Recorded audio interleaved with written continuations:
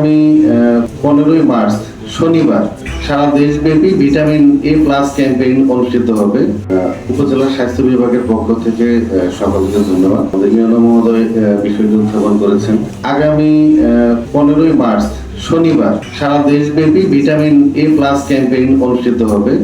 আপনারা জানেন শিশুদের অপুষ্টিজনিত অন্ধত্ব প্রতিরোধে এই ভিটামিন এ প্লাস ক্যাম্পেইন বছরে 2 বার অনুষ্ঠিত হয়। আর এই প্রথম অংশের এই ভিটামিন এ প্লাস ক্যাম্পেইনটা সেটা শনিবারে অনুষ্ঠিত হবে। এখানে 2টা বয়স গ্রুপ আছে আর কি। একটা হচ্ছে 6 মাস থেকে 11 মাস বয়সী শিশু, সকল শিশু আর কি।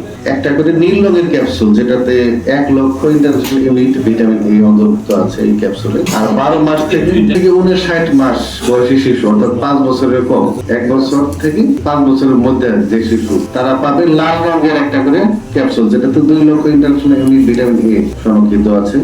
এই কোন শিশু যাতে বাদ না যায় তা আমরা প্রচার প্রচারণার অংশ হিসেবে আগামীকাল মাইকিং করব। ধন্যবাদ আপনাদের সবাইকে।